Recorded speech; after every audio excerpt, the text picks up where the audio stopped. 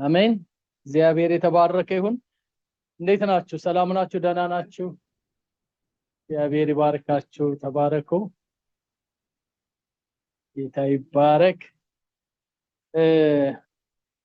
ብዙ ማስታወቂያ የለኝም ዛሬ። አንዱ የምንነጋገረው የዋናው የእግዚአብሔር ቃል ነው። እሱ ላይ እናተኩርና አብረን መጽሐፍ ቅዱስ ክፍላችንን እንማራለን። ዛሬ ጌታ መልእክት አለው። እግዚአብሔር ለኛ የሚሆን የሚጠቅመን የሚረባንን ነገር የሚያስተምረን እሱ ስለሆነ ያስተምረናል፣ ይመክረናል፣ ይነግረናል። ባለፈው ቀናቶች ያሉ የመጽሐፍ ቅዱስ ሐሳቦች እንዳንዶቻችሁ እንደነገራችሁኝ በጣም በጥሩ ሁኔታ እግዚአብሔር እያስተማራችሁ እንደሆነ እየመከራችሁ እንደሆነ እየተናገራችሁ እንደሆነ እንደሱ ነግራችሁኛልና ያንን በመስማቴ በእውነት ደስ ይለኛል። እግዚአብሔር አሁንም ይምከረን፣ አሁንም ያስተምረን፣ የሚረባውን የሚጠቅመውን የሚያዋጣንን ነገር ሲነግረን ደስ ይለናል አይደለ? ማባበልም ያውቅበታል ጌታ። ግን ደግሞ ማባበል ብቻ አይደለም የሚያውቀው፣ መገሰጽ ያውቅበታል። መገሰጽም ብቻ አይደለም እግዚአብሔር የሚያውቀው፣ ደግሞ እሺ ካልነው ደግሞ መምራትም ያውቅበታል። ከተሳሳተው መንገድ ወደ ትክክለኛው መንገድ እንድንመጣ እግዚአብሔር መምራትም ያውቅበታል። ስለዚህ እያባበለንም የመከረንም የገሰጸንም የመራንም ፍጻሜ ላይ የሚያደርሰን አምላክ ከኛ ጋር አለ። ስለዚህ በማንኛውም መልኩ ቢናገረን ደስ ይለናል። ማለት መተማመናችን ሙሉ ነው። መጽሐፍ ቅዱስ ሲናገር እግዚአብሔር ሰብሮናል ይላል። እንደዚሁ እግዚአብሔር እንደሰበረ ደግሞ ጠግነናል ይልና በሶስተኛው ቀን ያስነሳል። ደስ ይላል። እግዚአብሔር ይባል። እግዚአብሔር ይሰባብራል። እውነት ነው። የቀመሱ ያውቁታል። ይጠግናል። በጣም ትክክል። የተጠገነ ሰው ያውቀዋል። ወደቅን ስንል ደግሞ ተነስተን የቆምን ሰዎች እግዚአብሔር ምን ይለናል? ያነሳናል ብለን ወይ ደግሞ አስነስቶናል ብለን እንመሰክራለን። እና የህይወታችን ምስክርነት ይሄ እንዲሆን ይፈልጋል ጌታ።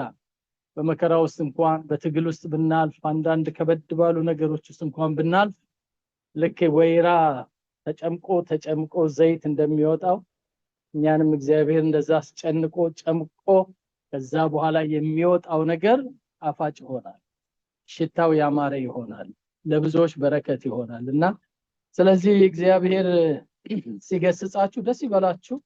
መጽሐፍ ቅዱስ የሚለው እግዚአብሔር የሚገስጸው ሰው ምስጉን ነው ይላል። ክብር ለኢየሱስ ይሁን። በመከራ ውስጥ የምታልፉ ወገኖች ደስ ይበለን። ምክንያቱም በመከራ የሚያልፉትን እነሱን እግዚአብሔር ብፁዓን ይላቸዋል ይላል። ክብር ለኢየሱስ ይሁን። ሰልፍ ውስጥ ገብታችሁ ምናልባት ከአቅማችሁ በላይ የሆነ ሰልፍ ትግል ውስጥ ያላችሁም ደስ ይበላችሁ። ለጣቶቼ ዘመቻ ለክንዴንም ሰልፍ ያስተማረኝ እግዚአብሔር የተባረከ ይሁን። ክብር ለኢየሱስ ይሁን። ስለዚህ ሳይታገሉ ማሸነፍ የለም፣ ደግሞም ድል ሳያደርጉ መፎከርም የለም አይደል? ድል ሳያደርጉ መፎከር የለም። ስለዚህ እዛ ለመድረስ ምን ያስፈልጋል? ወደ ትግሉ ሜዳ ሰተት ብሎ መግባት ያስፈልጋል። ወደ ግብ ቦታ አሜን ለፈቃድህ ብሎ መግባት ያስፈልጋል። እና ዳርዳሩን የምንሄድ ከሆነ ያው ታውቁታላችሁ ውጤቱ። ወደ መሃሉ ገፋ አድርገን ካልገባንና ሪል የክርስትና ህይወት ትንንቅ ውስጥ ካልገባን ዳርዳር ለሚሄዱ ሰዎች ሽልማትም የላቸውም። ከሽልማቱ ባሻገርም ደህንነታችንም ዋስትና ያለው አይመስለኝም። እኔ ብዙ አስተማሪዎች one saved forever saved የሚል ቲዮሪ አላራምድም። እስከ መጨረሻው የሚጸና ይድናል ነው የሚለው መጽሐፍ ቅዱስ። ስለዚህ በዛ አይነት የሚያታልል ትምህርት ራሳችንን ማንመራ ከሆነ ምከረኝ፣ ገስጸኝ፣ አቅናው ልቤን፣ መንገዴን አስተካክል ብሎ ማለት በጣም ትልቅ አዋቂነት ነው። እግዚአብሔር ይባረክ።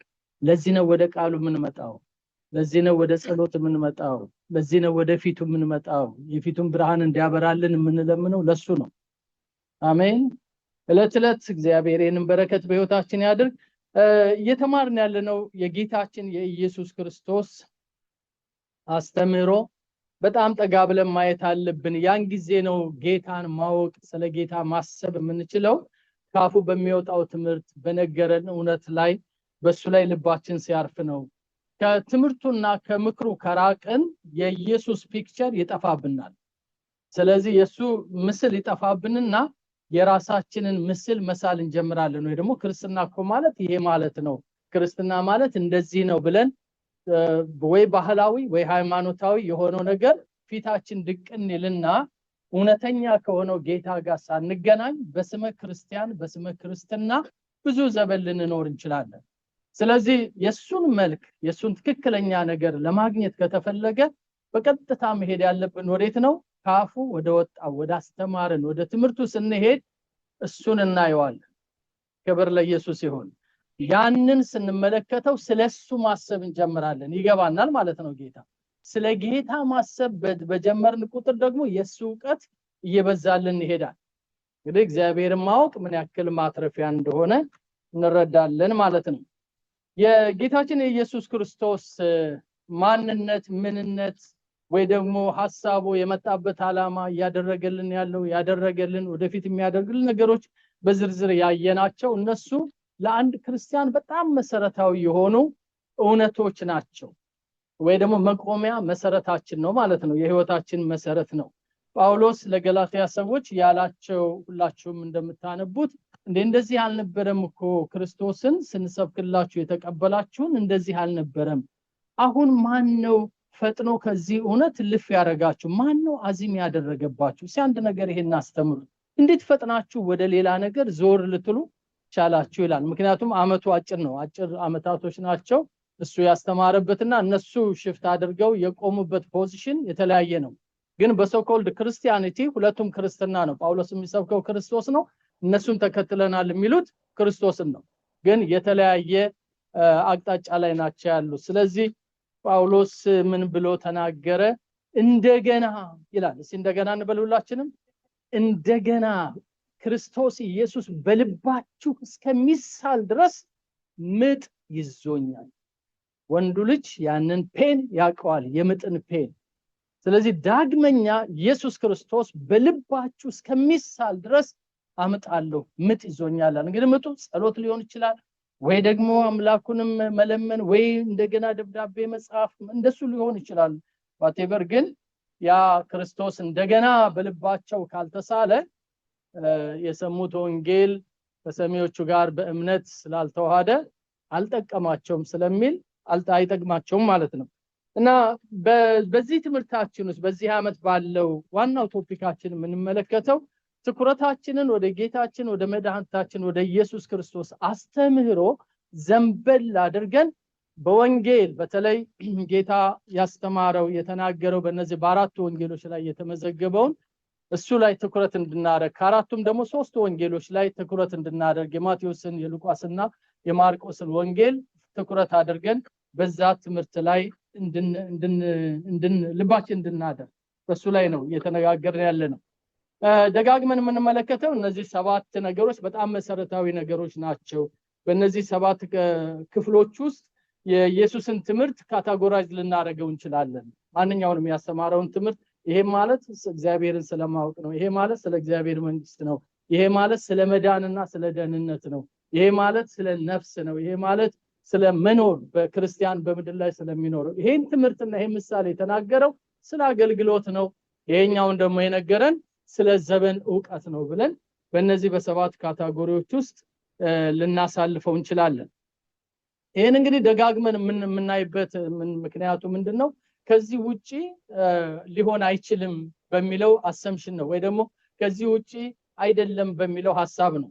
ምናልባት ሌላ ቦታ ላታገኙ ትችላላችሁ፣ ወይ ሌሎቹ ካታጎራይዝ ቢያደርጉት ባለፈው እንዳየነው ወደ 24 ወይ 32 አካባቢ ሊያደርጉት ይችላሉ። ኢንፋክት ወረቀቱን ሰጥቻችኋለሁ።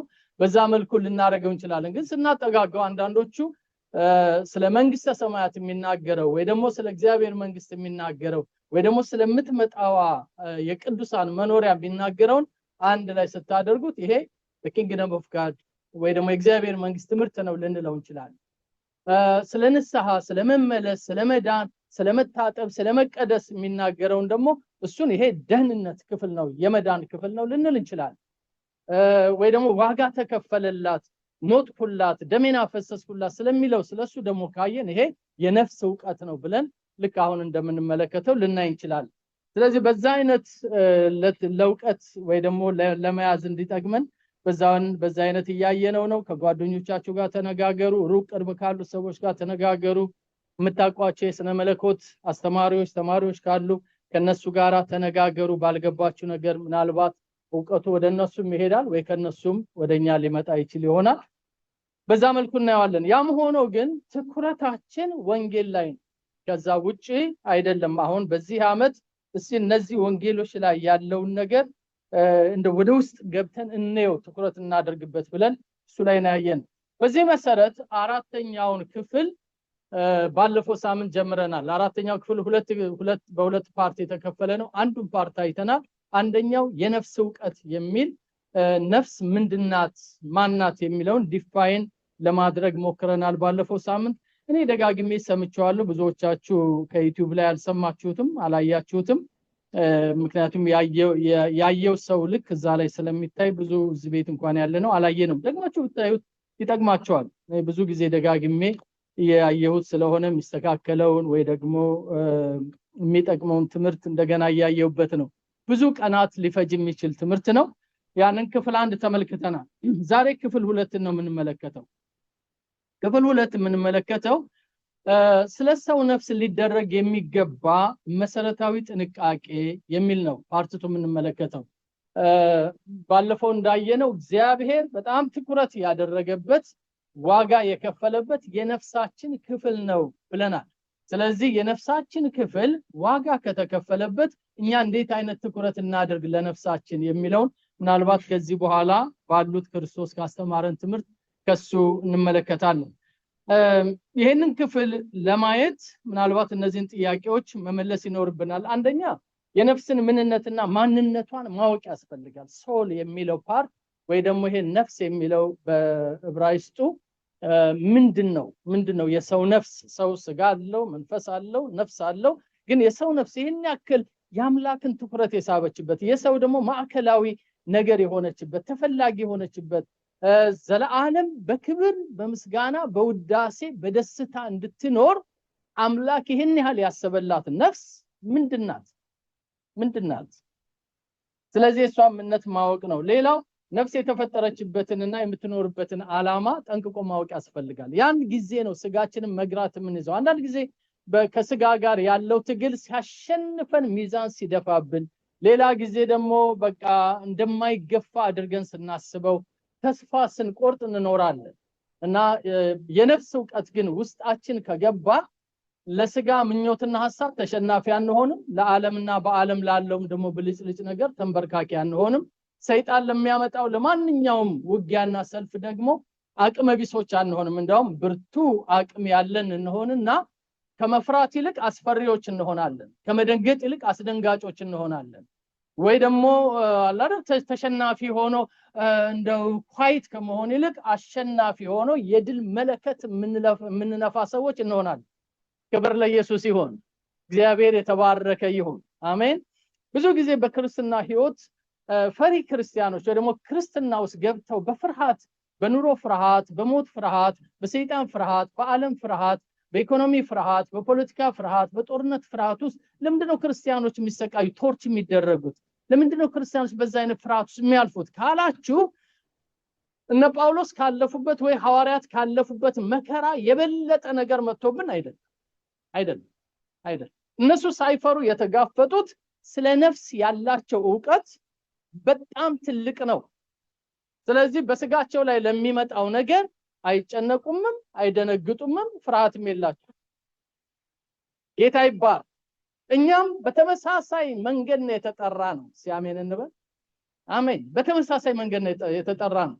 እነሱ ጋር የተለየ መንፈሳዊ ኃይል ተሰጥቶ እኛ ጋር ደግሞ አነስ ያለ ዘመን መጨረሻ ላይ ሲደርስ እግዚአብሔር የሚሰጠው መንፈስ አልቆበት እኛ ጋር አነስ ያለ ነገር ስለሰጠንም አይደለም። እነሱ ጋርም የፈሰሰው መንፈስ ቅዱስ እኛም ጋር የፈሰሰው መንፈስ ቅዱስ የማይለወጥ ዘላለማዊ አምላክ። ክብር ለኢየሱስ ይሁን። ለዚህ ነው መጽሐፍ ቅዱስ የሚለው እግዚአብሔር መንፈሱን ሰፍሮ አይሰጥም፣ የሰው ፊት አይቶ ምን አይል አያዳልም። ስለዚህ ያ የነፍስ ዕውቀት በጣም ያስፈልጋል፣ የተፈጠረችበትና የምትኖርበትን ዓላማ። ሶስተኛው የነፍስን ዋጋ መረዳት ያስፈልጋል። የነፍስ ዋጋ ምን ያክል ነው? ለዚህ ነው ባለፈው ያየነው ሰው ስለ ነፍሱ ምን ቤዛ ሊሰጥ ይችላል አለ ጌታ። ስለዚህ የነፍስ ዋጋ በጣም ትልቅ ነው ማለት ነው። አሜን። ምንም ሊስተካከለው አይችልም። የዓለም ሀብት ንብረት ሊስተካከለው አይችልም። ሰው ዓለምን ሁሉ አትርፎ ነፍሱን ግን ቢያጎድል ምን ይጠቅማል? ግልጽ ነው አይደል? ይሄ በጣም ግልጽ። ሰው ዓለምን ሁሉ አትርፎ ነፍሱን ቢያጎድል ምናልባት አንድ የማይመጣጠን ነው። ምክንያቱም በዓለም ያለውን ነገር ብንቆጥረው ብዙ ነው። ያንን አትርፎ ከነፍስ ጋር ደግሞ ትንሽ ከሆነች ከማትታይ እንደውም አንዳንድ ጊዜ እንደ ጎስት ከምትመስል ውስጣችን ተደብቃ ካለች ነገር ጋር ከሳ ጋራ ሲመጻጸም ፓራዶክሱ በጣም ኃይለኛ ነው። ተቃርኖ ትልቅ ነው። ግን ሰው የሚታየውን ግዙፍ ትልቅ የሆነውን ዓለምን አትርፎ ነፍሱን ግን ቢያጎድል ምን ይጠቅማል? እግዚአብሔር ይባረክ። ስለዚህ የነፍስን ዋጋ መረዳት ነው። እንደ አራተኛ ያየን ልናየው የምንችለው ለነፍስ የተዘጋጀላትን ፍጻሜ አስቀድሞ ማወቅ። አንድ ክርስቲያን ወደ ክርስትና ህይወቱና ከጌታ ጋር ስላለው ነገር ሲመጣ ለነፍስ የተዘጋጀላትን ፍጻሜ መመልከት ነው። ያንን ያወቅን ቀን፣ ያ የገባን ቀን አለቀ ነገሩ። ታሪክ ተለወጠ። ሪቫይቫል ማለት ያን ጊዜ ነው። መለወጥ ማለት ያን ጊዜ ነው። መቀየር ማለት ያን ጊዜ ነው። ክብር ለኢየሱስ ይሁን። ሐዘን ተጫጭኖን ከሆነ በደስታ መሳቅ ምን ጀምረው ያን ጊዜ ነው። በዙሪያችን ጠላት ከቦን ከሆነ ያን ጊዜ ነው። አትችልም ጠላት ነግርሃለሁ ማለት የምንችለው የዛ ደስቲኒ ሲገባን። እግዚአብሔር ያንን ፍጻሜ አሁንም ይግለጥልን። እነዚህን ከመለስን፣ እነዚህ ነገሮች ከተመለሱ የሚቀጥለውን ሐሳብ አብረን እንመለከታለን። ምን ጥንቃቄ ማድረግ ያስፈልገናል የሚለው በጌታ ምህረት ለዳነችው ነፍሳችን የምናደርገው ጥንቃቄ በጣም አስፈላጊ ነው። ለምንድነው ጥንቃቄ የሚደረግላት ካላችሁ ነፍስ በብዙ የጠላት ከበባና ከፍተኛ ወይ ደግሞ መንፈሳዊ ውጊያ ሰልፍ ውስጥ እንዳለች መረዳት ያስፈልጋል። ከዳነችበት ጊዜ ጀምሮ ጌታ ነይ ወደኔ ብሎ እስከሚጠቀልላት ድረስ ዘመኗ ሁሉ በምን ውስጥ ነው? በጣም ከፍተኛ የሆነ ስፒሪቹዋል ዋርፌር ውስጥ ነው የምታልፈው። በዛ ውስጥ ነው የምታልፈው። ውጊያው ዘርፈ ብዙ ነው። ስለ መንፈሳዊ ውጊያ ስንማር አንድ ቀን እናየዋለን። ወይተነው ሊሆን ይችላል ከዚህ በፊት። በጣም ብዙ ነው ከምንገምተው ከምናስበው በላይ። ግን ስለ ነፍስ ጌታ ምህረት ስላደረገላት ነፍሳችን ግን ስናው ሁልጊዜ ውግንናችን ወይ ደግሞ በጣም ጥንቃቄ የምናደርገው ከስጋችን ኑሮ ይልቅ ከሌላው ነገራችን ይልቅ ለምናችን ይሆናል ማለት ነው? ለነፍሳችን ይሆናል።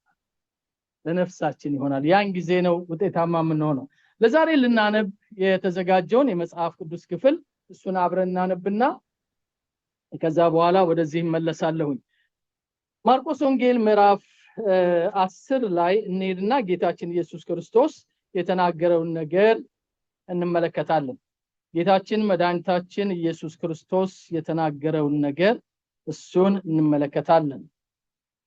ሃሌሉያ፣ ጌታ ይባረክ። ማርቆስ ወንጌል ምዕራፍ 10 ከዚህ በፊት አላየነውም። በዚህ ትምህርት ውስጥ ብናየው በጣም ጥሩ ነው የሚሆነው። ስለዚህ የንባብ ክፍላችን ይሁን የጌታችን የኢየሱስ ክርስቶስ አስተምህሮ ነው። ምናልባት ሰፋ ያለ ቢሆንም ጥቂት ደቂቃ ወስደን እናነባዋለን። ለንባብ ይሁን። ማርቆስ ወንጌል ምዕራፍ 10 ለማንበብ ዝግጁ ናችሁ? መጽሐፍ ቅዱስ ይዛችኋል ሁላችሁም? ኦኬ፣ ጠዋት አላነበብን ከሆነ እናነባለን። ጌታ ይባርካችሁ።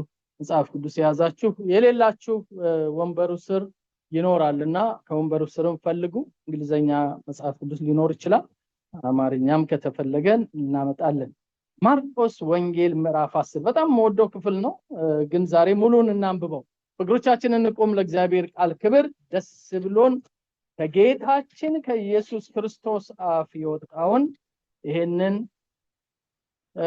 የወንጌል ትምህርት እንሰማለን። አንድ ላይ እናነበው። ከቁጥር 1 ጀምረን በጌታ ስም እናነበዋለን። እንደዚህ ይላል። ከዚያም ተነስቶ በዮርዳኖስ ማዶ ወደ ይሁዳ ሀገር መጣ። ልክ ነኝ? ኦኬ። ድምጽ ካላችሁ በተለያየ ትርጉም የምታነቡ ጮክ ብላችሁ አንብቡ። በዛው ማንበባችን ስለሆነ እንጀምረው። ከዚያም ተነስቶ በዮርዳኖስ ማዶ ወደ ይሁዳ ሀገር መጣ። ደግሞም ብዙ ሰዎች ወደ እርሱ ተሰበሰቡ። እንደ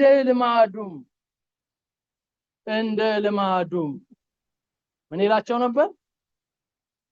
አሜን። እስቲ እማራለሁ እንበል ሁላችንም። አሜን። ጌታ ያስተምረን። አሜን ያስተምረን። አያችሁ ምን ይላል? እንደ ልማዱም ምን ይላቸው ነበር? ያስተምራቸው ነበር። ቁጥር 2 ፈሪሳውያንም ቀርበው ሰው ሚስቱን ሊፈታ ተፈቅዶለታልን ብለው ሊፈትኑ ጠየቁ። እሱ ግን መልሶ ሙሴ ምን አላችሁ አላቸው። እነርሱም ሙሴስ የፍቻዋን ጽሕፈት ጽፎ እንዲፈታት ፈቀደ አሉ። ኢየሱስም መልሶ እንዲህ አላቸው፣ ስለ ልባችሁ ጥንካሬ ይህችን ትእዛዝ ጻፈላችሁ። ቁጥር 6 ከፍጥረት መጀመሪያ ግን እግዚአብሔር ወንድና ሴት አደረጋቸው። ስለዚህ ሰው አባትና እናቱን ይተዋል፣ ከሚስቱም ጋር ይተባበራል፣ ሁለቱም አንድ ስጋ ይሆናሉ። ስለዚህ አንድ ስጋ ናቸው እንጂ ወደፊት ሁለት አይደሉም። እግዚአብሔር ያጣመረውን እንግዲህ ሰው ምን አይበለው አለ? አይለየው። ይሄንን ማቴዎስ ወንጌል ምዕራፍ 19 ላይ ተመዝግቧል። እንቀጥል። ቁጥር 10 በቤትም ደግሞ ደቀ መዛሙርቱ ስለዚህ ነገር ጠየቁት። እርሱም ሚስቱን ፈቶ ሌላ የሚያገባ ሰው በእርሷ ላይ ያመነዝራል? እርሷስ ባሏን ፈታ ሌላ ብታገባ ታመነዝራለች አላቸው። ሶሪ ልክ ነኝ አነባበቤ? ኦኬ። እንዲዳስሳቸውም ሕፃናትን ወደ እርሱ አመጡ። ደቀ መዛሙርቱ ያመጧቸውን ገሰጿቸው።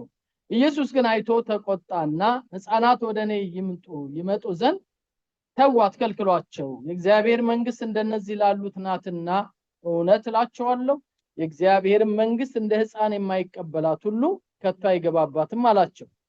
አቀፋቸውም እጁንም ጭኖ ባረካቸው። አሁን ደግሞ ሌላ ታሪክ ደግሞ መጣ። እርሱም በመንገድ ሲወጣ አንድ ሰው ወደ እርሱ ሮጦ ተንበረከከለትና ቸር መምህር ሆይ የዘላለም ሕይወት እንድወርስ ምን ላድርግ ብሎ ጠየቀው። ኢየሱስም ስለምን ቸር ትለኛለህ? ከአንዱ ከእግዚአብሔር በቀር ቸር ማንም የለም። ትእዛዛቱን ታውቃለህ? አታመንዝር፣ አትግደል፣ አትስረቅ፣ በሐሰት አትመስክር፣ አታታልል፣ አባትና እናትን አክብር አለው። እሱም መልሶ መምህር ሆይ ይህንን ሁሉ ከሕፃንነቴ ጀምሬ ጠብቄአለሁ አለው። ኢየሱስም ወደ እርሱ ተመልክቶ ወደደውና አንድ ነገር ጎደለህ፣ ሂድ ያለህን ሁሉ ሽጠህ ለድሆች ስጥ፣ ሰማይን መዝገብ ታገኛለህ፣ መስቀሉንም ተሸከምና ና ተከተለኝ አለው። ቁጥር 22 ነገር ግን ስለዚህ ነገር ፊቱ ምን ሆነ?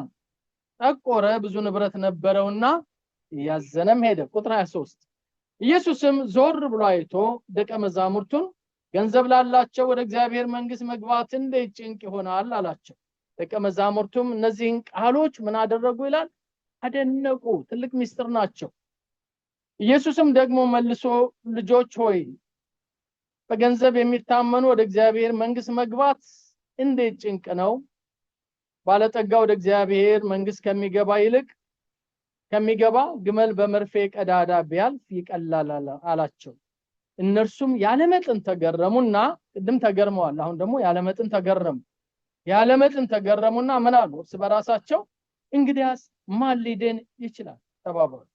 ኢየሱስም ተመለከታቸውና ይህ በእግዚአብሔር ዘንድ እንጂ በሰው ዘንድ አይቻልም፣ በእግዚአብሔር ዘንድ ሁሉ ይቻላልና አለ። ጴጥሮስም እነሆ እኛ ሁሉን ትተን ተከተልንህ ይለው ጀመር። ኢየሱስም መልሶ እንዲህ አለ፣ እውነት እላችኋለሁ፣ ልብ ብላችሁ ስሙት ይሄንን ወይ አንብቡት። እውነት እላችኋለሁ ስለኔና ስለ ወንጌል ቤትን ወይንም ወንድሞችን ወይንም እህቶችን ወይንም አባትን ወይንም እናትን ወይንም ሚስትን ወይንም ልጆችን ወይንም እርሻን የተወ አሁን በዚህ ዘመን ከስደት ጋር ቤቶችንና ወንድሞችን እህቶችን እናቶችን ልጆችን እርሻንም 100 እጥፍ በሚመጣው ዓለም የዘላለም ሕይወት የማይቀበል ማንም የለም። ግን ብዙ ፊተኞች ኋለኞችም ፊተኞች ይሆናሉ። ይሄ በጣም አሳዛኙ ታሪክ ነው። ቁጥር 32 ወደ ኢየሩሳሌምም ሊወጡ በመንገድ ነበሩ። ኢየሱስም ይቀድማቸው ነበርና ተደነቁ፣ የተከተሉትም ይፈሩ ነበር። ደግሞም 12ቱ ወደ እርሱ አቅርቦ ይደርስበት ዘንድ ያለውን ይነግራቸው ጀመረ።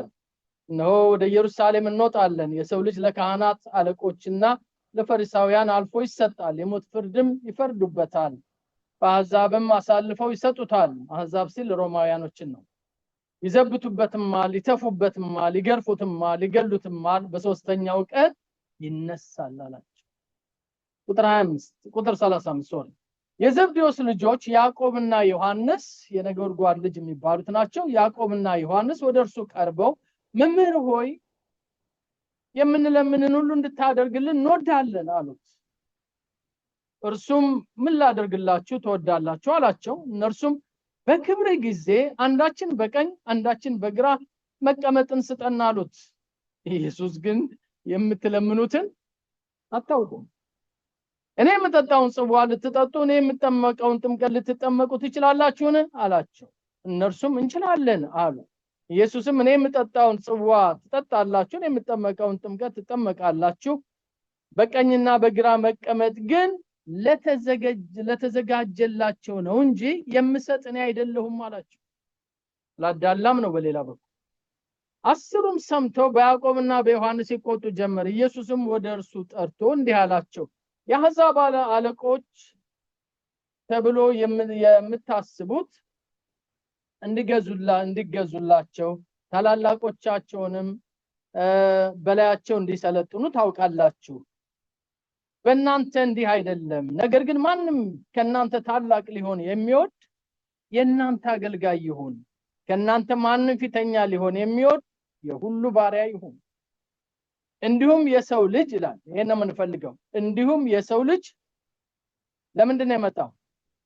ሊያገለግልና ነፍሱን ለብዙዎች ቤዛ ሊሰጥ እንጂ ሊያገለግሉት አልመጣም። እንጨርሰው።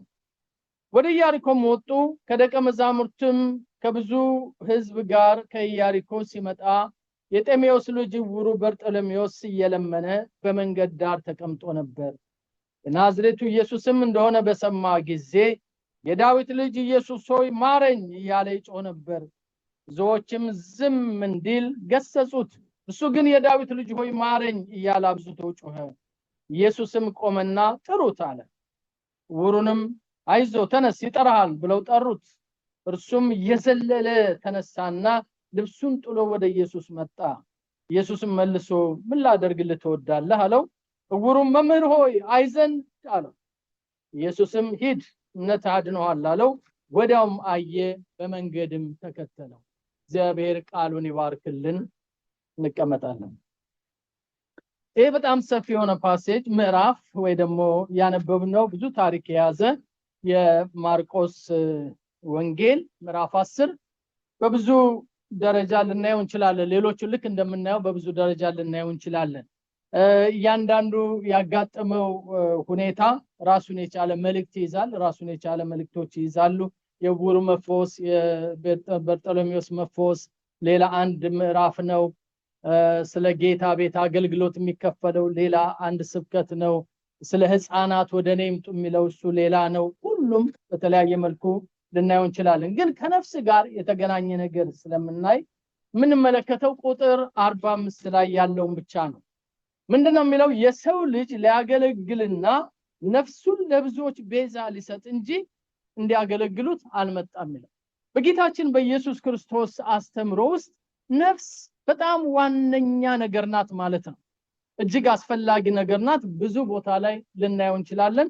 ምናልባት ሁሉንም ጥቅሶች ማየት ባንችልም ለመመልከት እንችላለን። ከነፍስ ጋር የተገናኘ ሰፊ ትምህርት ጌታ አስተምሯል። እነዛን ትምህርቶች ሁሉ ሰብስበን ነው አሁን እዚህ የነፍስ ዕውቀት የሚል ቋት ውስጥ የምንከተው። በሁሉም ወንጌሎች ላይ የተጻፉትን እንደገና ከብሉይ ኪዳን የነበረውን አንዳንድ ማጣቀሻ ከአዲስ ኪዳን መልእክቶች የተጻፈውንም እሱንም በተወሰነ እንወስዳለን። ስለዚህ እኔ ዛሬ በጣም ፈጠን ብዬ ይሄን ክፍል 2ን ብዙ ሳላስረፍዳችሁ እንድጨርስ ጥቅሶቹን እዚህ ላይ አሳያቸዋለሁ። በፈለጋችሁት መንገድ ውሰዷቸው።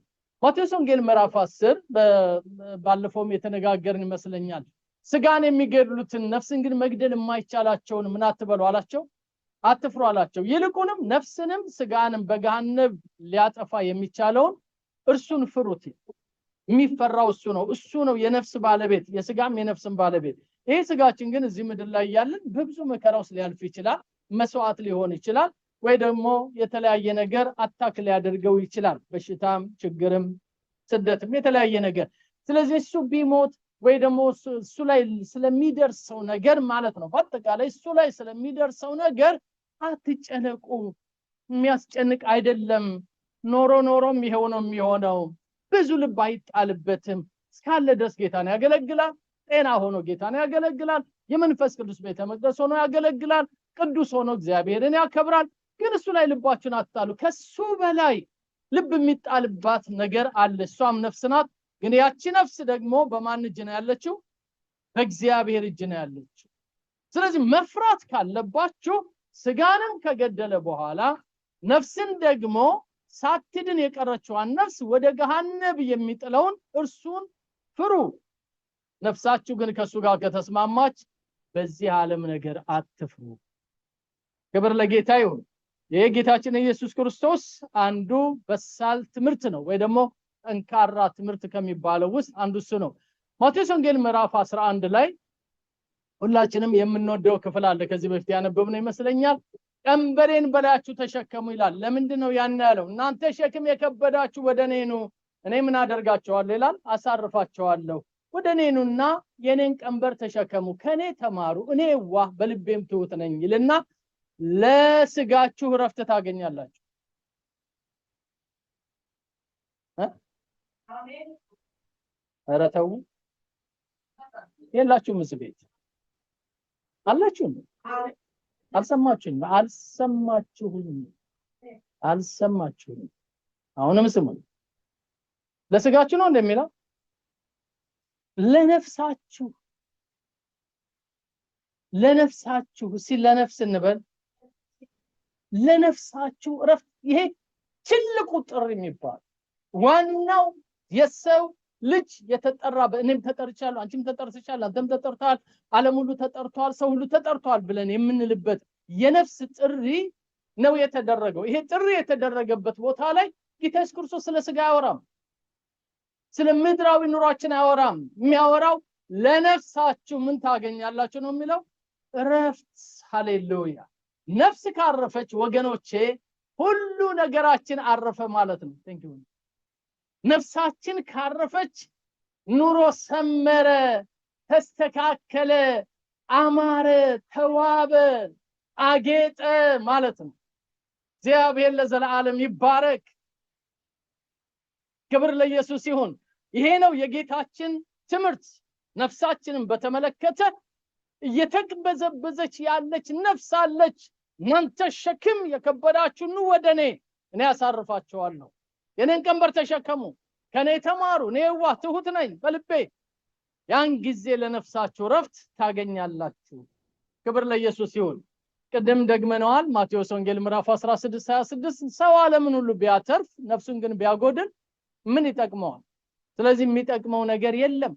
ማቴዎስ ወንጌል ምዕራፍ 20 ቁጥር 28 አሁን ያነበብነው፣ ማርቆስ 10:45 ላይ ያነበብነው የሰው ልጅ ሊያገለግልና ነፍሱን ለብዙዎች ቤዛ ሊሰጥ ነው የመጣው። ስለዚህ ነፍሴን በነፍሱ አዳናት ወይ ደግሞ ለነፍሴ ነፍሱን ሰጥቶ አስመለጣት የምንለው ትልቅ ትርጉም አለን ወገኖቼ።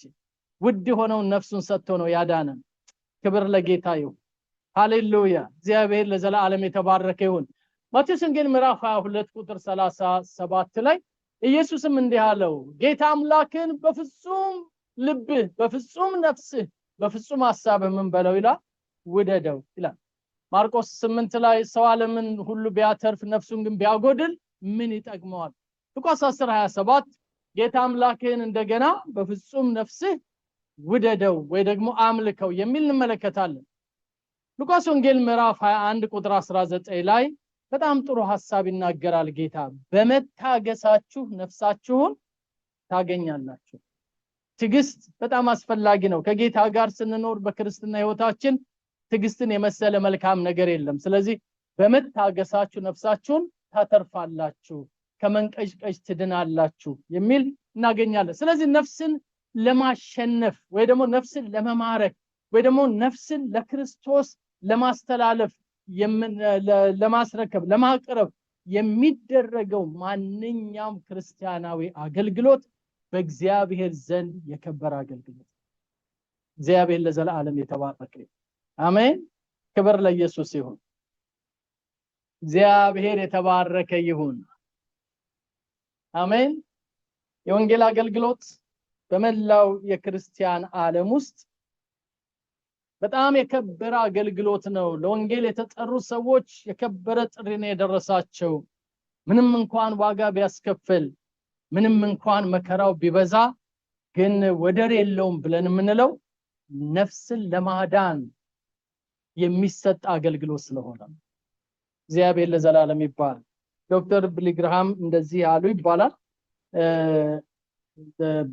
በብዙ ታሪክ ይነገራልና በአንድ ወቅት በጉብዝና ወራታቸው በጣም ዓለም ላይ ፖፑላር የሆኑ በመጡበት ጊዜ ለአሜሪካ ፕሬዝዳንትነት እንዲወዳደሩ ጥሪ ተደርጎላቸው ነበር። ጓደኞቻቸውም ሌሎችም ደግሞ ብዙ ክርስቲያኖችም የሚወዳደሩበት ጊዜ ነበርና እሳቸው ግን የመለሱት መልስ ለክርስትናው ዓለም ለኢቫንጀሊካሉ ዓለም በጣም ትልቅ ምሳሌ ነው እና ያንን የመከሯቸው ሰዎች አይ እኔ ወደ ፖለቲካው አልገባም፣ አሜሪካንን በመራት ለ4 አመት ወይ ለ8 አመት ነው ተወዳድሬ እንኳን ባሸንፍ፣ ግን ከዚህ ከከበረ ወንጌል ከመስበክ ጥሪ ላይ ወርጄ የአንድ ሀገር ፕሬዝዳንት እንዴት ሆናለሁ? እኔ እጅ ላይ ያለው እኮ ነፍስ የሚያድን ወንጌል ነው። ይሄንን ታላቅ ስራ ችላል ዘንድ አልችልም ብለው መለሱ። ይሄ ለመላው ዓለም ለክርስቲያኑ ዓለም በጣም ትልቅ መነቃቃት ነው። አሁን በዘመናችን የነበሩ ሰው ናቸው፣ አገልግለውናል። እኔም ተካፍያለሁ የእሳቸውን ክሩሴድ፣ ብዙዎቻችሁ ተካፍላችሁ ሊሆን ይችላል። እና እንዲህ አይነት የወንጌል አርበኛ ለብዙ ነገስታቶች ለብዙ ሀገሮች ነፍስ ለማዳን በብዙ ሚሊዮንም ለሚቆጠሩ ነፍሳት መዳን ምክንያት ሆነዋል። ብዙዎቹ አሁን እንኳን በእድሜም እንኳን እየገፉ ያሉ ታላላቅ አገልጋዮች እኔ ቢሊ ግርሃም ክሩሴድ ላይ የዳንኩት እዛ ኮንፈረንስ ላይ ነው ጌታን ያገኘሁት የሚሉ በጣም ብዙ ሰባኪዎች አሉ። አሁን ሽማግሌዎች እንኳን ሆነ ወገኖቼ ነፍስን ለማዳን የሚከፈለው ዋጋ ሁሉ ይገባዋል። ጌታ ለዘላለም የተባረከ ይሁን። ለነፍስ የሚከፈል ታላቅ ዋጋ አለ። ምሳሌ ምዕራፍ 11 ቁጥር 30 የጻድቅ ፍሬ የሕይወት ዛፍ ናት ይላል። ነፍሳትንም የሚማርክ ሰው ምንድነው ነው የሚለው? ጠቢብ ነው። ስጋን የሚማርክ አይደለም። አንዳንድ ጊዜ ይሄ አውተር ነገራችን ውጫዊ ነገራችን ስጋን ለመማረክ ነው።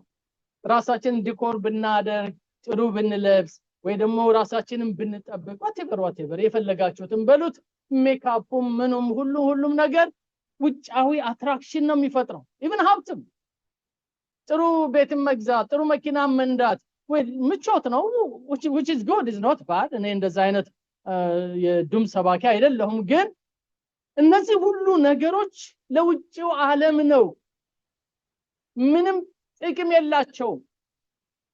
ብዙ ብንሰበስብም አናተርፍም፣ ጥቂት ቢኖረንም አንጎል። አሜን አትሉም እንዴ? ብዙ ዲኮር ብናደርገው ኑሯችንም ምንም ትርጉም የለውም ወደ ነፍሳት ካልደረሰ፣ ሰዎችን ወደ መማረክ ካልደረሰ፣ ወይ ደግሞ ነፍሳትን ወደ ማጥመድ ካላደረስ ነው በእግዚአብሔር ዘንድ ቫልዩ የለውም፣ ምንም ዋጋ የለውም ወገኖቼ። ለዚህ ነው ምሳሌ ቀደም ብሎ ምን ይላል? የጻድቅ ፍሬ የሕይወት ዛፍ ናት ይልና ነፍሳትን የሚማርክ እሱ ምንድነው ይላል? ጠቢብ ነው። እኔ ለኔና ለናንተ የምመኘው ምጸልየው ይሄንን ነው። እግዚአብሔር ጠቢባን ያድርገን። ክብር ለኢየሱስ ይሁን። ጠቢባኖች ያድርገን፣ አስተዋዮች ያድርገን። እግዚአብሔር ይባረክ። ዳንኤልም ይሄንን ይናገራል። ጥበበኞች እንደ ሰማይ ጸዳል ይልና ብዙዎችንም ወደ ጽድቅ የሚመልሱ እንደ ከዋክብት ለዘላለም ይደምቃሉ ይላል። ስለዚህ ጥበበኛ ሰው በእግዚአብሔር ፊት እንደ ጸዳል ያበራል። ብዙዎችን ወደ ጽድቅ ወደ ነፍሳትን ወደ መዳን የሚያመጡ ሰዎች ደግሞ እንደ ከዋክብት ይደምቃሉ። እንግዲህ ለነፍስ የሚከፈል ዋጋ ነው። ለነፍስ ዋጋ እንክፈል ስንል ቀላል አይደለም ወገኖቼ። በጣም ብዙ ቻሌንጅ አለው። ጠንካራ የሆነ የአጋንንት ያመለካከት የሰው ሐሳብ የራሳችን የስጋ ድካም የኑሮ ውጥረት ያለማወቅ አለመብሰል እነዚህ ሁሉ ስትሮንግ ሆልድ ናቸው። ተግዳሮቶቹ በጣም ከባዶች ናቸው። ቀላሎች እንደ በቀላሉ ሄደን እንደው ባፈሎ ዳውንታውን ሄደን ነፍስ ዘረፍ አድርገን ለጌታ የምናመጣበት አይደለም። ከሐሳቡ ከመነሻችን ከቤታችን ጀምሮ ብዙ ነው። ፍርሃት ይመጣል፣ ትኩሳት ይመጣል፣ ምክንያት ይመጣል፣ ልጅ ያለቅሳል፣ ብዙ ነገር ነው የሚሆነው። ግን ያንን ኃይለኛውን ነገር ሰብረን ሄደን ነፍሳት ላይ ትኩረት የምናደርግ ከሆነ በእርግጥ ጠቢባኖች ነን። እግዚአብሔር በዚህ መንፈስ ይባርክ። ስለዚህ ይሄን ያክል እግዚአብሔር የሚፈልገው ነገር ነው። እግዚአብሔር ስለሚፈልጋት ደግሞ ያችን ነፍስ የዚህ ዓለም ጠንካራው አጋንንታዊ አሰራር እንድትለቃ ያደርጋትም። ወደ መዝሙር ወደ ብሉይ ኪዳን እንመለስና እንደዚህ ይላል። መዝሙር 62 እናንተ አውታችሁ ብታነቡ ጥሩ ነው። ግን ይሄንን መልከተው ነፍሴ እረፍት የምታገኘው በማን ብቻ ነው ይላል? በእግዚአብሔር ብቻ ነው። እስኪ ነፍስ በሉልኝ ሁላችሁም። ለኢየሱስ ይሁን። ነፍስ እረፍት የምታገኘው በማን ነው? በእግዚአብሔር ነው። ድነቴም ወይ ደህንነቴም የሚመጣልኝ ከማን ዘንድ ነው? ከእግዚአብሔር ዘንድ ነው። መዳናችን የሚመጣው ከእግዚአብሔር ዘንድ ነው። ስለዚህ ምን ይላታል? ቁጥር 5 ላይ ነፍሴ ሆይ አርፈሽ እግዚአብሔርን ብቻ ጠብቂ፣ ተስፋዬ ከእርሱ ዘንድ ነውና። ተስፋዬ የኔ የነፍሴ ተስፋ ከማን ዘንድ ነው? ከእግዚአብሔር ዘንድ ነው በሉልኝ። ድገሙና በሉልኝ። ከእግዚአብሔር ዘንድ።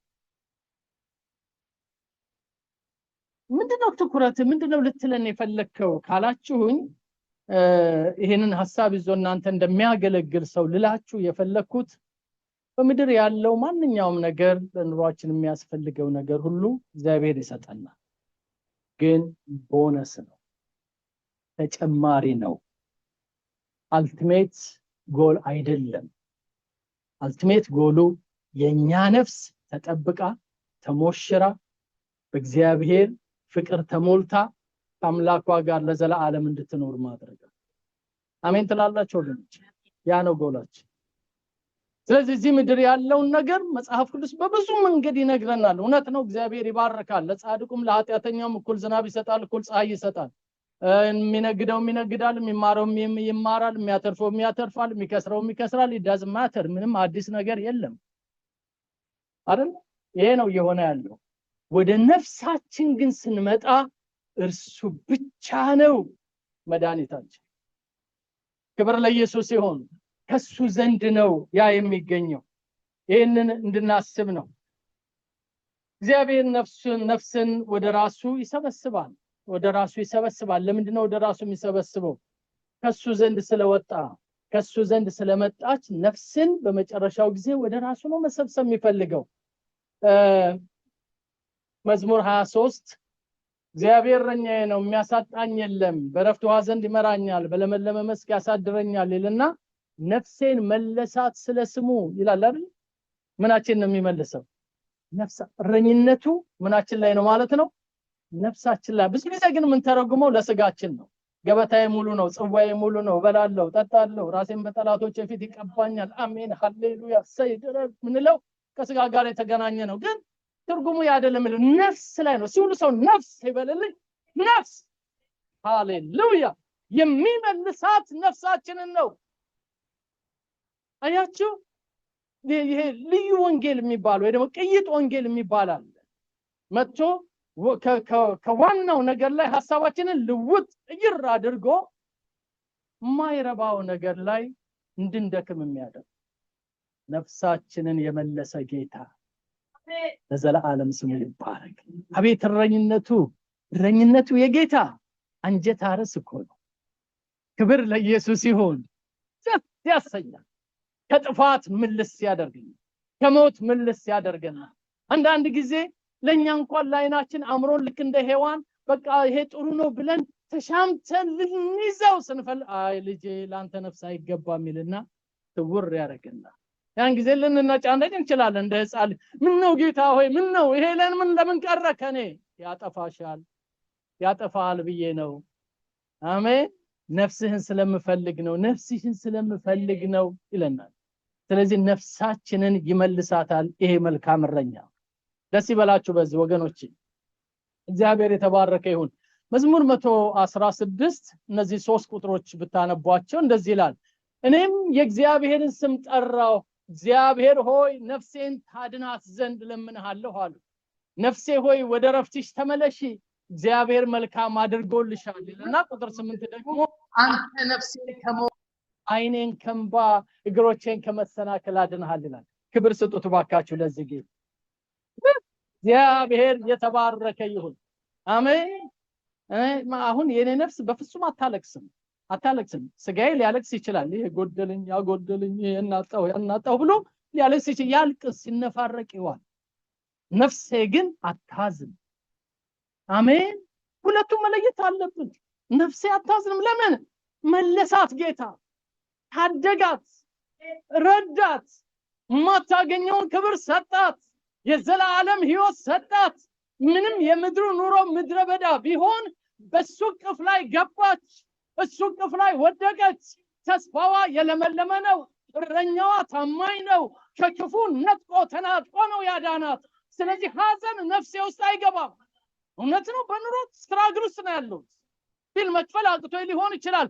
ነፍሴ ግን ሪጆይስ ታደርጋለች፣ በአምላኳ ደስ ትሰኛለች። ወደ ግራ ሳይ ዝማሬ ይመጣልኛል። የነገውን ስመለከት ሃሌሉያ እላለሁኝ። የሚመጣውን ዘመን ክብር ስመለከት ከአምላኬ ጋር ነው መሆነው እላለሁኝ። ይህንን እዚህ ያለውን መሰናክል አልፌው አንድ ቀን ሲሄድ እቅፉ ላይ ነው ማርፈው እላለሁ። እግዚአብሔር ለዘላለም ይባረክ። ወገኖቼ ሃይማኖትም ሆነ ባህል ይሄን እውነት አይነግረንም። ይሄን እውነት የነገረን ጌታ ኢየሱስ ነው። አሜን። ሲልሰው ጌታ ኢየሱስ ይበልልኝ። ስለ ነፍሳችን ነፍሱን አሳልፎ የሰጠው ጌታ እንዴት መጠበቅ እንደሚገባው ያ። ስለዚህ መዝሙረኛው እንዲህ ይላል፣ ነፍሴን ሲውላችሁም በሉት ከምን ሲድገሙት ንገሩት ነፍሴን ከምን ከሞት ነፍሴን ከሞት ነፍሴን ከሞት ከዘላለም ሞት ከዘላለም ጥፋት ከዘላለም ገሃነም ከዘላለም እሳት ከዘላለም ርኩሰት ገላገላት። ነፍሴን አወጣት፣ አዳናት። ለዚህ ነው ሃሌሉያ የምትለው። ለዚህ ነው ክብር ይገባዋል የምትለው። ለዚህ ነው በኃጢአተኛ ለመካከል ደስታን የምታውጀው። ስለዳነች ነው፣ ስለተረፈች ነው። እግዚአብሔር ለዘላለም ይባረክ። ክብር ለኢየሱስ ይሁን። ወገኖቼ የነፍስ ዕውቀት በጣም ያስፈልገናል። ይህንን ዕውቀት የጨበጡ ሰዎች አይፈሩም፣ በፍጹም አይፈሩም። ምንም ፍርሃት የለባቸውም። ተጨማሪ ጥቅሶችን እንመልከት። በዘፍጥረት ምዕራፍ 2 ቁጥር 7 ሁላችሁም የሰው ነፍስ እንዴት እንደተፈጠረ ታውቃላችሁ። እግዚአብሔር ሰውን ከምድር አፈር አበጀው፣ የሕይወትን እስትንፋስ ብሪዝ አውት አደረገበት። ከዛ በኋላ ሰው ሕያው ነፍስ ያለው ሆነ። ከኔ ጋር ናችሁ? አንዳንድ የሐሰት አስተማሪዎች ሰው መንፈስ ነው ይላል። ሮንግ። ሰው መንፈስ አይደለም። ሪል እንደውም ከተባለ ወደ አንድ እናምጣው ከተባለ ሰው ነፍስ ያለው ፍጡር ነው። ክብር ለኢየሱስ ይሁን። ስጋው ከምድር አፈር የተበጀ እስትንፋስ ከእግዚአብሔር የመጣለት በዛ በሁለቱ መካከል ክሬት የተደረገችው ምንድናት? ነፍስ ናት። ጌታ ኢየሱስ የሞተው ለመንፈሳችን አይደለም። አሜን ትላላችሁ? ዘበን ጌታ ኢየሱስ የተገረፈው ለስጋችን አይደለም። ሲበለም አሜን በሉ። መከራ ሁሉ የከፈለው ለምንድነው? ለነፍሳችን። ስትቅበዘበዝ የነበረችው የጠፋችው ነፍሳችን ናት። የተገኘችው የዳነችው ነፍሳችን ናት። ከጌታ ጋር ለዘላለምም የምትኖረው ነፍሳችን ናት። ነፍሴን ከሞት ያዳነ ጌታ። ስጡት፣ ለዚህ ጌታ ይገባዋል። አጨብጭቡና ክብር ስጡት። እልል ብላችሁ ክብር ስጡት። ከሱ በቀር የሚያድን ማንም የለም። ስለዚህ ማን is spirit ሮንግ ነው። ትክክለኛ ትምህርት አይደለም። ወደዛ ውስጥ አልገባም። ብዙ አመት ሲያታግለን የኖረን እንደው ምን ይላል መክብብ? አፈርም ወደ ነበረበት ምድር ሳይመለስ አይደለም የሚለው፣ ነፍስም ወደ ሰጠው ወደ እግዚአብሔር ሳይመለስ ፈጣሪን አስብ። ስለዚህ ነፍስ አድራሻ አላት፣ ትሄዳለች ወደ ጌታዋ። አሜን። ትሄዳለች፣ አላት ቦታ፣ አላት ስፍራ፣ የተገኘችበት አለ። እዛ ትሄዳለች። እዛ ክብር ተዘጋጅቶላታል። እግዚአብሔር የተባረከ ይሁን። እግዚአብሔር የተባረከ ይሁን። ለእግዚአብሔር ይሁን። ይሄንን አሳምሮ የሰራልን አባት ክብር ይገባዋል። ወገኖቼ የነፍስ አስተምሮ በአዲስ ኪዳን መልእክቶች ምን ይመስላል? እንደው ቶሎ ብሄድ ደስ ባለኝ። እያንዳንዱ ቃል እየያዘኝ ነው፣ ግን ዕብራውያን ምዕራፍ 4 ቁጥር 12 ስለ እግዚአብሔር ቃል ሲናገር የእግዚአብሔር ቃል ሕያው ነው የሚሰራም ነው ሁለት አፍ ካለው ሰይፍ ይልቅ የተሳለ ይልና ነፍስንና መንፈስን ጅማትንም ቅልጥምንም እስኪለይ ድረስ ይወጋል የልብን ስሜትና ሐሳብ ሁሉ ይመረምራል ይላል ነው ነፍስ እዛ ውስጥ አለች መንፈስ አለ ግን ነፍሳችን ደግሞ አለች የነፍስንም እንኳን ሐሳብ ሳይቀር በደንብ የእግዚአብሔር ቃል ያየዋል ይሞርደዋል ስለዚህ በሌላ አባባል ለመንፈሳችንም ለስጋችንም የሚሆን የአምላካችን ቃል አለ የሚያስተምረን ዕብራውያን 6:19 ይህም ተስፋ እንደ ነፍስ መልህቅ አለን ብሎ ሲል ነፍሳችን የተያዘችበት አለ አይ ቲንክ ባለፈው ሳምንት አይተነዋል ወደ ውስጠኛው ክርስቶስ ወደ አለበት ገብቶ ነፍሳችንን በዛ ሆልድ ያደረገ የያዘ አንከር አለ መልህቅ አለ የነፍሳችን ቤዛ ምንለው ጌታ ለዚህ ነው እግዚአብሔር የተባረከ ይሁን እስቲ የነፍሴ ቤዛ በልሁላችሁም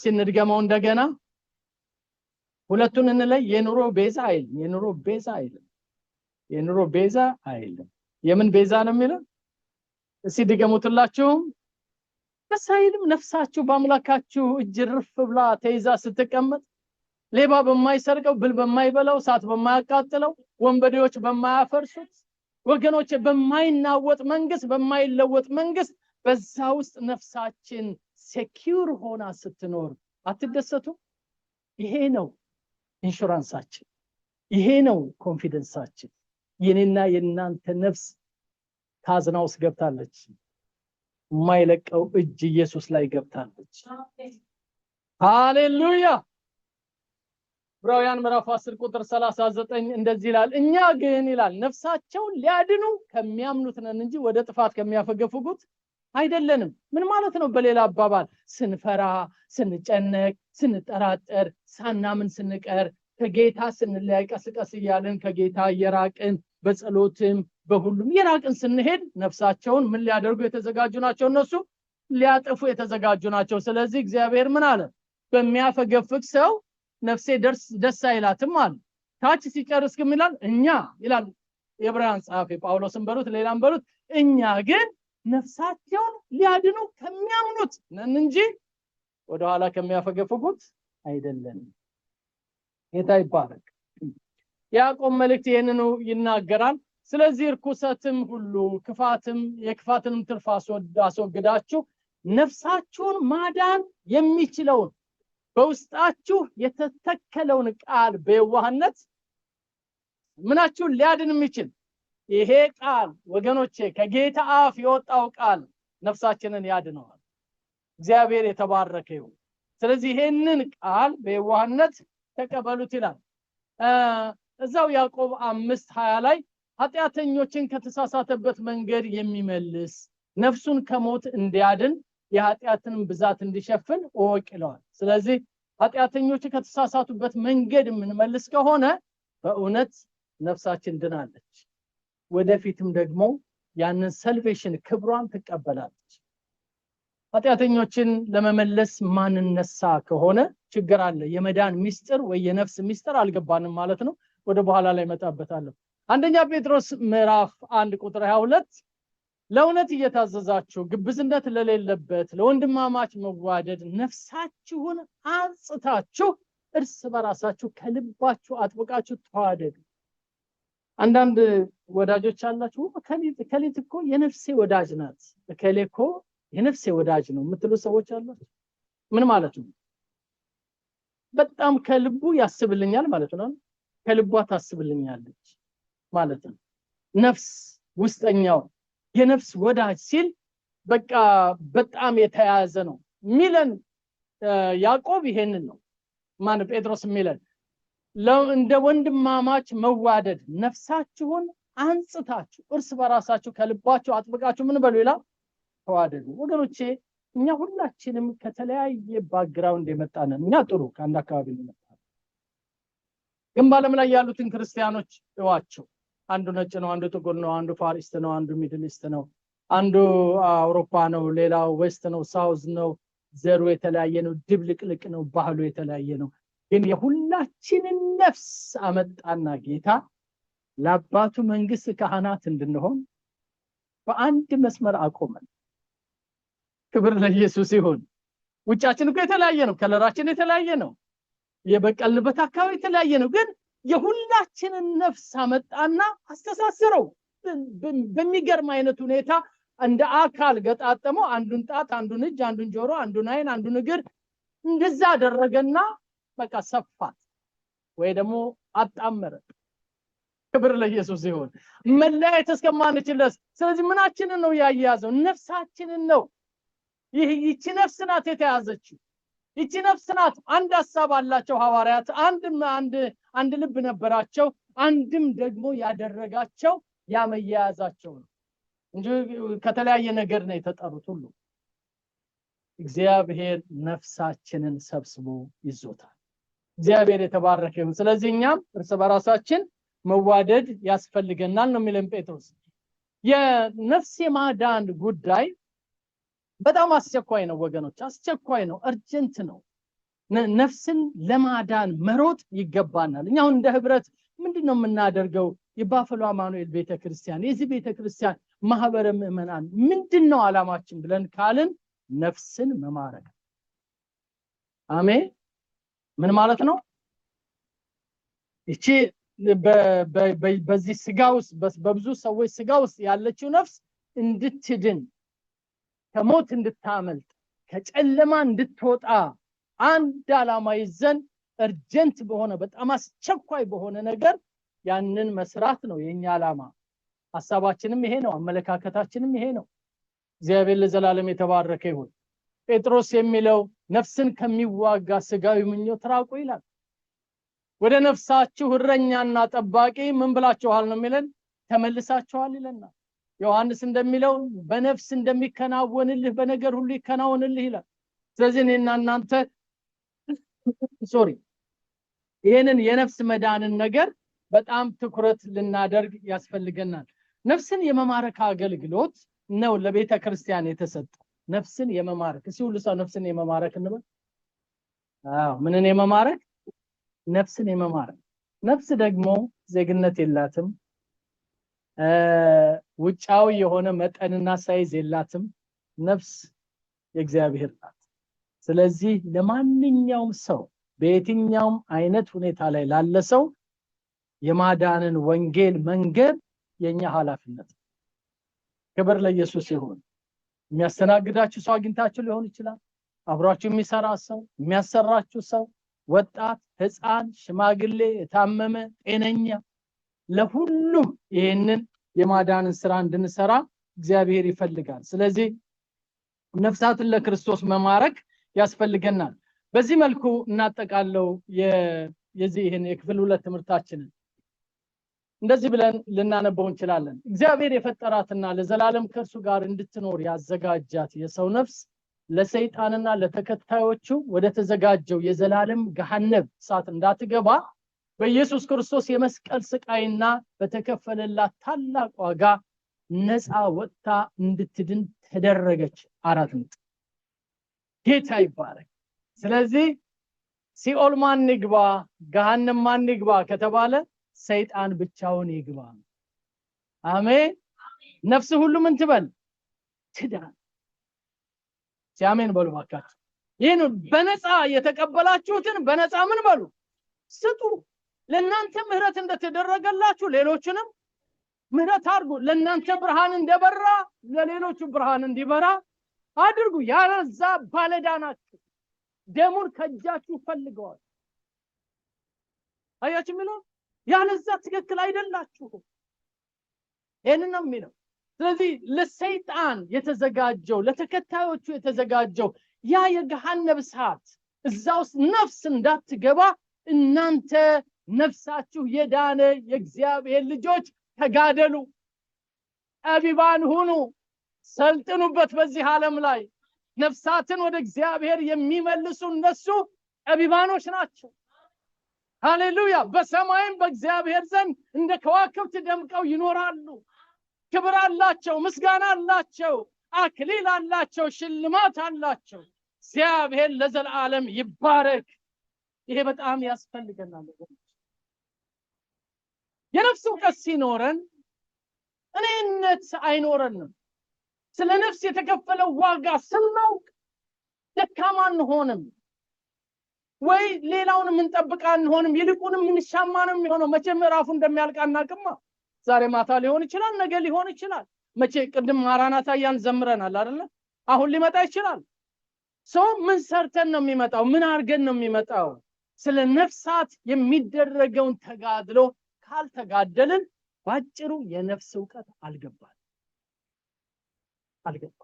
የነፍስ ዕውቀት ሲገባን ግን ነፍስ አጥማጅ ነው የምንሆነው ነፍሳቶችን ፈላጊ ነው የምንሆነው ይሄ ነው የሚለው የወንጌል አስተምሮ በዚህ ዕውቀት ላይ የተመሰረተ ነው ከዚህ ውጪ ያለው ወንጌል ቅድም እንዳልኳችሁ ሐሰተኛ ወንጌል ነፍስን የሚያድነውና ለነፍስ የተከፈለውን ዋጋ የሚያስታውቀን የጌታችን አስተምሮ ነው ዘበን የማይሽረው በረከታችንና መንፈሳዊ ዕውቀታችን ደግሞ ይሄ ነው አሜን በመጀመሪያው ሴንቸሪ ኖረን በ21ኛው ክፍለ ዘመን እንኑር ወንጌል አንድ ነው አይለወጥም ኢየሱስ ዋጋ የከፈለው ለነፍስ ነው ሲጮህና በደንብ አሜን በሉ ጌታችን መድኃኒታችን ኢየሱስ ክርስቶስ የተሰቃየው ነፍስን ለማዳን ዋጋ የከፈለው ነፍስን ለማዳን ነው ከዚህ ውጭ ወንጌል የለም እግዚአብሔር ይባረክ ለዚህ ወንጌል መጥቶ ደርሶ የኔን ነፍስ ያዳናት ያንቺን ነፍስ ያዳነው በብርቱ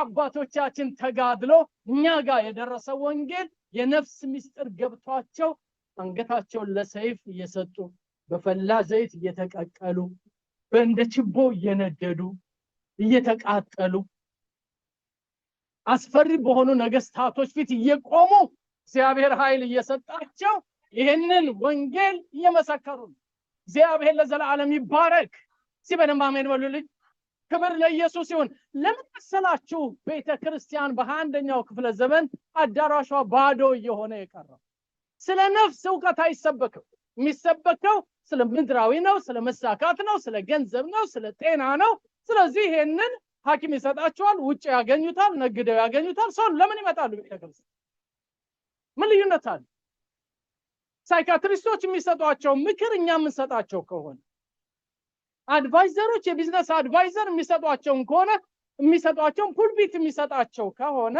ምን ልዩነት አለው ይሄን እኮ በተሻለ ሁኔታ አልጋቸው ላይ ቁጭ ብለው ያገኙታል ወይ ስክሪናቸውን ከፍተው ያገኙታል እዚህ ቤት ያለው ዕውቀት የተለየ ነው የትም ቦታ ብንዞር አናገኘው ክብር ለኢየሱስ ይሁን ስለ ውስጠኛው ነገራችን ስለ ነፍሳችን የሚጨነቅ ጌታ ኢየሱስ ብቻ ነው ወገኖቼ መፍትሄም ያለው እሱ ብቻ ነው የሚያሳርፈውም እሱ ብቻ ነው ወደኔ ነው አሳርፋችኋለሁ ለነፍሳችሁ ረፍት ታገኛላችሁ ብሎ የጠራን እሱ ብቻ ነው ወገኖቼ ድንቅ መካር የተባለው ጌታ መከረን የመከረኝን እግዚአብሔርን አመሰግነዋለሁ ለምንድን ነው የሚያመሰግነው መዝሙረኛው ዳዊት ገመዴ ባማረ ስፍራ ወደቀችልኝ ርስቴ በሱ በአምላኬ ተዋበችልኝ የመከረኝን እግዚአብሔርን ልባርከዋለሁ ክብር ለኢየሱስ ይሁን ወገኖቼ ደስ ይበላችሁ በዚህ አሜን ጥቂት ሐሳቦችን ልናገር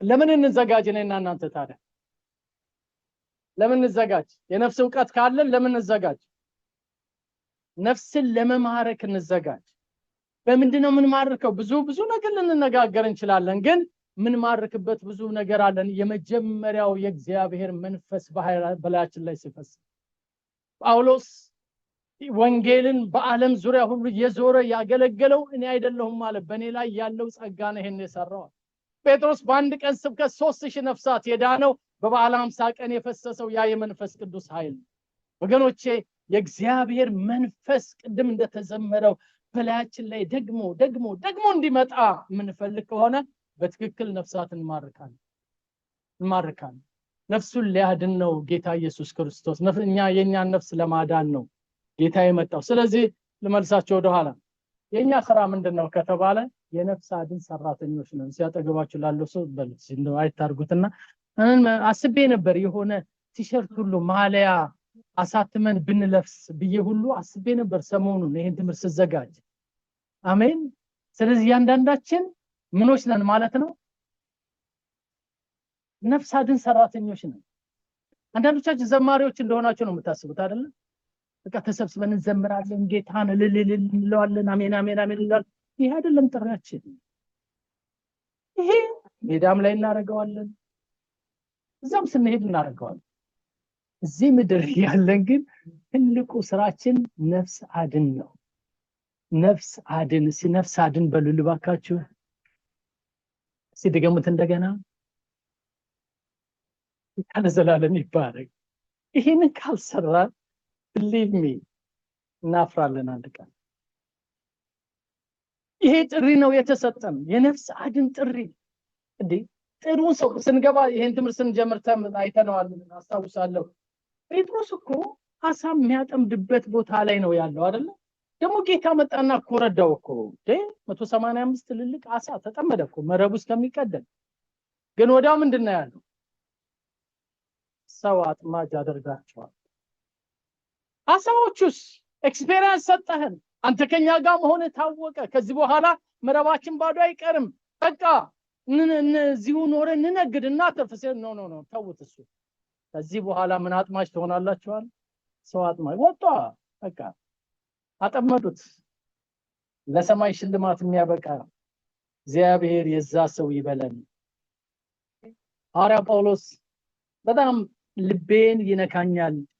ይሄንን የመጨረሻ ስንብቱን ሐዋርያ ሥራ ምዕራፍ 20 ላይ ያለውን ሲናገር እንደዚህ ይላል።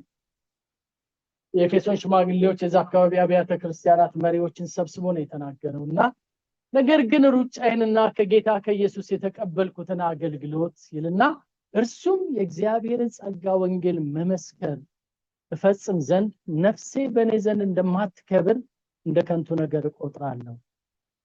አሁንም እነሆ እኔ እግዚአብሔርን መንግስት እየሰበኩ በመካከላችሁ የዞርሁ ሁላችሁ ከእንግዲህ ወዲህ ፊቴን እንዳታዩ አውቃለሁ ይላል። የኔ ነፍስ ወንጌል ካልሰበከች አትከብርም፣ ቫልዩለስ ናት። ለነፍሳት ካልተዋደቀች ትርጉም የላትም። ነፍስን ለመማረክ ካልሮጠች ዋጋ የላትም ነው የሚለው። ስለራሱ እኮ ነው የሚናገረው። ገባው የነፍስ ዕውቀት ፍንጭው ብሎ ነው የገባው። የሱ ዴዲኬሽን ዝም ብሎ የመጣ አይደለም፣ ከመረዳት የመጣ ነው። አሜን። ገብቶት ነው። ገብቶት ነው በሉልኝ። ገብቶት ነው። ብዙ ቦታ ላይ አወቅኩኝ እያለ ይናገራል።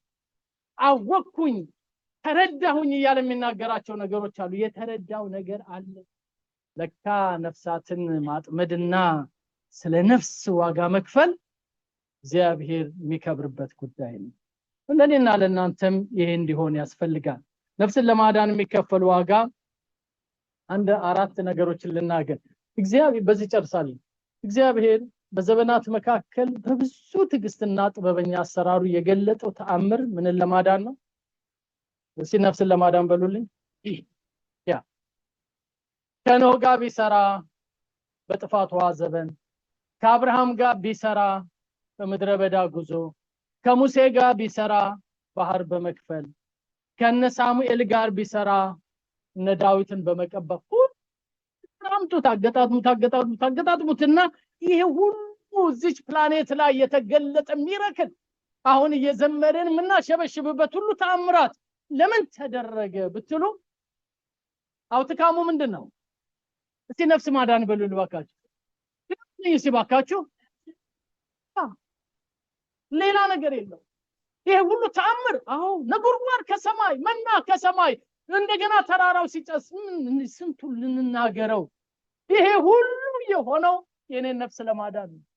ያንቺን ነፍስ ለማዳን ነው። የኛን ነፍስ ለማዳን ነው። እኛም በልተን ጠጥተን ለብሰን ኖረን ቀን ተጨምሮልን ከሆነ ዓላማው ይግባን። ነፍስ ለማዳን ነው ምን ኖረው። ክብር ለኢየሱስ ይሁን። ስለ ነፍሳት ግድ እንዲለን ነው ምን ኖረው። ዓላማው ይሄ ነው። ከዚህ ዓላማ የወጣ ክርስትና በመሰረቱ ክርስትናም አይደለም። እግዚአብሔር አብ በትዕግስት በሱ ጥበበኛ አሰራር ዋጋ የከፈለባቸው ነገሮች አስቡ። እኛን ለማዳን ጌታችን መድኃኒት ኢየሱስ ክርስቶስ ስጋ ለብሶ ሰው ሆኖ መጥቶ ተዋርዶ ተገርፎ ተተፍቶበት ተቸንክሮ ሞቶ ደሙን አፍሶ መቃብር ውስጥ ቆይቶ ይህን ሁሉ የተጋፈጠ እግዚአብሔር ወልድ አምላክ ምንድነው ካላችሁ የኛን ነፍስ ለማዳን። እግዚአብሔር የተባረከ ይሁን። እዚህ ቤት ናልኝ ጌታ ሆይ ተመላለስ። አንዳንድ ጊዜ በዘርፋፋው ቀሚስ፣ አንዳንድ ጊዜ በሆነ ነገርና እሺ መጥቶ ምን ያድርግ? ምን ያድርግ? እኔ ብቻ እኔኑ ባርከኝ፣ እቺን ከእጄ ላይ አንሳ፣ እዚች ጋር ደሞዜን ጨምር፣ እዚች ጋር መንገዴን። ለዚህ ነው እንደምንጠራው? ለዚህ ነው እንደ ጌታ የሚጠራው? ወገኖች አይደለም። ነፍስን ለማዳን እቱ የሆነ ጌታ ካንተ ጋራ ይቆም፣ ካንቺ ጋራ ይቆም፣ በመንፈሱ ኃይል ይዳስ። ክብር ለኢየሱስ ይሁን። የከበረውን ከተዋረደው ስንለይ ያን ጊዜ እንዳፉ እንሆናለን፣ ያን ጊዜ እንደ ሐሳቡ እንሆናለን። ወገኖቼ ማርቆስ 15 ላይ በጣም የሚገርም ቃል እኮ አለ። ሂዱና ወንጌልን ለፍጥረት ሁሉ ስበኩ አለ እና ወጡና እነሱም ደግሞ እንደተናገራቸው ሰበኩ አይደል? የሚቀጥለው ቁጥር ምንድነው? ጌታም ከነሱ ጋራ ሆኖ ቃሉን በድንቅና በተአምር ምን ይላቸው ነበር ይላል? ያጸናል። ምን ስላደረጉ? ወጥተው ምን ስላደረጉ? ስለመሰከሩ በሉልኝ፣ ስለተናገሩ፣ ነፍሳትን ፍለጋ ስለተሰማሩ ጌታም ከነሱ ጋር ሆኖ ቃሉን በድንቅ በተአምር ምን ይለው ነበር ይላል? ይምጣ ጌታ። አሜን። እኛን ለማሰማራት ጌታ ይምጣ። እኛን ወደ ነፍሳት ለመላክ ጌታ በመካከላችን ይምጣ። ሲበረም አሜን አትሉም እንዴ? ያ መንፈስ ቅዱስስ ምንድነው የሚያደርገው?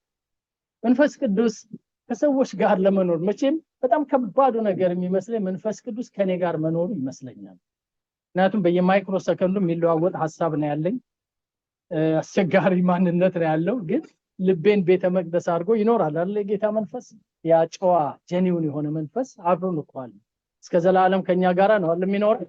ለዘላለም ከናንተ ጋር የሚኖር አጽናኝ ሰጠዋችሁ ስላለ መንፈስ ቅዱስ ከሰዎች ጋር በመኖር በመውቀስ በመምራት በማስተማርና በማደስ ሪኒው በማድረግ ነፍስ ወደ ፈጣሪዋ እንድትመለስ ያደርጋል። ይሄም ደግሞ ነፍስን ለማትረፍ ነው። የእምነት አባቶቻችን ሐዋርያት ምንድነው ያደረጉት? ሐዋርያት የወንጌል አባቶች የምድር ህይወታቸውን ለመከራ ለአደጋ በመስጠት ወንጌል እየሰበኩ ነፍሳትን እንዲድኑ የተጋደሉት ለነፍሳት ፍቅር ስላደረባቸው። እኛስ አማኞችስ፣ የዚህ ዘመን አማኞች ምንድነው መሆን ያለብን? የተሰጠንን ይሄንን ታላቅ አደራ ነፍሳትን ወደ ንስሐ በመመለስ ከዘላለም ጥፋት እንዲመለሱ ማድረግ ነው የኛ ውሎ፣ የኛ አዳር፣ የኛ አመት መቁጠር፣ ዘመን መቁጠር፣ በየሳምንቱ መገናኘት። ሲአሜን በሉ ልባካችሁ። ክብር ለኢየሱስ ይሁን። ይሄ መቼ ነው የሚሆነው ካላችሁ የነፍስ ዕውቀት በማግኘት የሚመጣ ነው። ያን ጊዜ ያጅም አንፈልግም፣ ደጋፊም አንፈልግም፣ እከለያየኛልም አንፈልግም። ይሄድን ነፍሳትን ለማዳን የምንተጋ እንሆናለን። የነፍስ ዕውቀት የጎደላት ቤተክርስቲያን ያለችበት ዘመን ላይ እንዳለው አውቃለሁ። ግን ወደ ጌታ ትምህርት መለስ ስንል ሚስጥሩ ይገባናል። ለዚህ ነው ጌታ የጠራን፣ ለዚህ ነው ጌታ ያኖረን። ክብር ለኢየሱስ ይሁን። ሁላችንም በእግሮቻችን እንቁምና ትንሽ በማስተዋል እንጸልይ። የነፍስ ዕውቀት ነፍስ ዕውቀት የሌለባት ትሆን ዘንድ መልካም አይደለም ሲል ምን አይነት ዕውቀት ነው ይኖራት የሚገባው? ይህች ነፍስ እግዚአብሔር ይፈልጋታል። ይህች ነፍስ በእግዚአብሔር ትፈልጋለች። ጌታ ዋጋ የከፈለላት ነፍስ ናት። እርዳን ጌታ ሆይ፣ አግዘን። የዘላለም አባት አግዘን ጌታ አምላካችን ሆይ፣ ይህንን ታላቅ ዓላማ ተረድተን እንድንኖር ደግሞም እንድናገለግል ነፍሳትን ለመማረክ ጌታ ሆይ ወደ መንግስትም የተጨመሩትን ደግሞ ለመንከባከብ ጊዜያችንን ብናጠፋ ከነሱ ጋር እንድናደርግ አቅም ቢኖረን ጉልበት ቢኖረን ጌታ ሆይ ሌሎችን ለማነጽ እንድናደርገው ለመገንባት እንድናደርገው የጽዮን መንገደኞች ሆነን ወደ ተዘጋጀልን ክብር እንድንገባ ጌታ አምላኬ ሆይ በነፍስ ፍቅር ውስጣችን እንዲሞላ እንድትረዳን እንለምንሃለን። ሃሌሉያ።